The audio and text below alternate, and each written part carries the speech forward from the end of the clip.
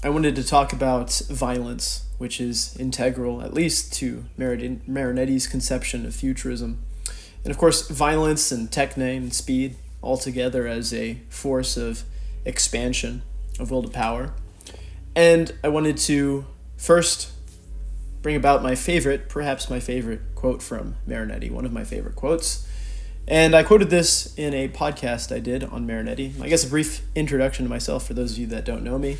I run a podcast called the Warrior Philosopher Podcast, or New Rome. And it's essentially an effort to blend a martial life with a philosophical, intellectual, artistic life. I was in the Marine Corps for 5 years, and today I'm mainly, my sphere is mainly made up of people who are either planning on joining the military or military veterans, but those imbued with an artistic mind and not necessarily just the brute, but the cultured thug, as Bowden describes in his lectures. So the quote from Filippo Tommaso Marinetti: "We promote and support the dual preparation for war and revolution under the auspices of a more intense patriotism. We believe that only an aesthetic of blood and an ethic of danger and heroism can purify and regenerate our nation." The primordial archetype of the artist is the killer. And I think a redefinition of violence and an affirmation of the essence of will to power is important here. Evolution posits that we evolved from lower to higher beings, meaning that all things have beings.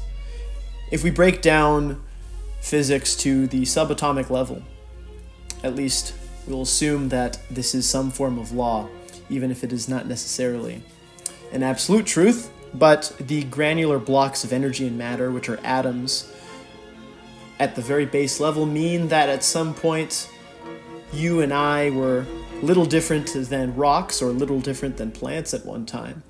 So that anything which necessitates a reordering of energy at the expense of another being is violence. So, as to say that violence is the reordering of energy at the expense of lower beings. And this is precisely what the artist does. And the primordial artist, first of all, being the killer. The flower bleeds colors onto the canvas, just as the artist bleeds their sanity into their art. Some of us may give up an ear, such as Van Gogh, or give up our families, or give up our livelihoods.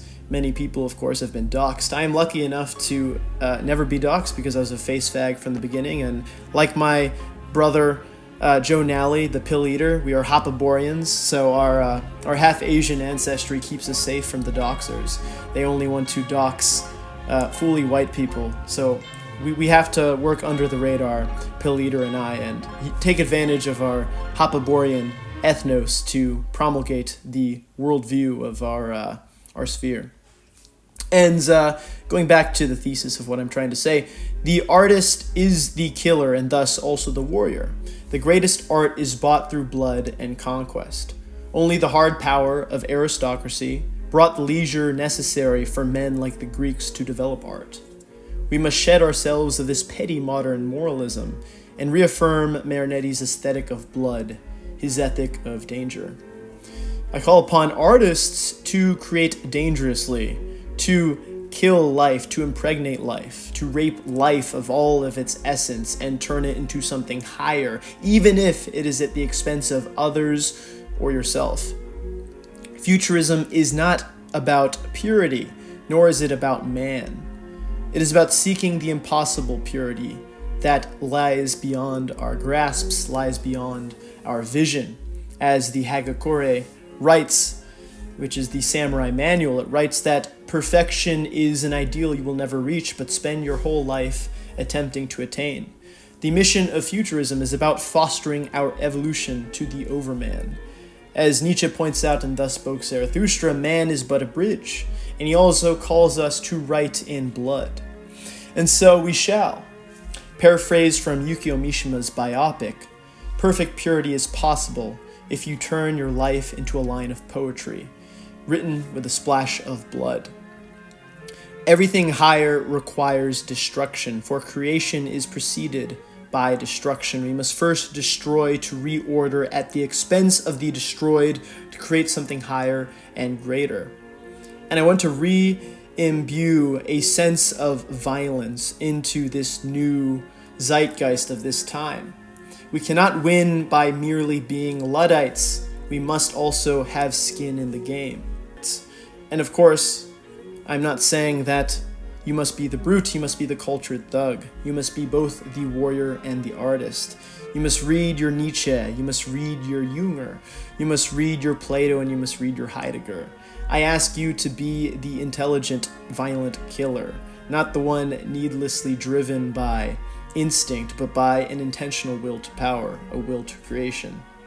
So all that to say, we must revive a sense of violence in our creation, and we must recognize that all creation comes from destruction, and that all things higher come at the expense of something lower. Do not be dissuaded from progress, and do not be dissuaded from creating a future, even though it will take unfathomable violence and unfathomable effort of our own individual will. So thank you. I shall not take up any more time. Ave Nova Roma.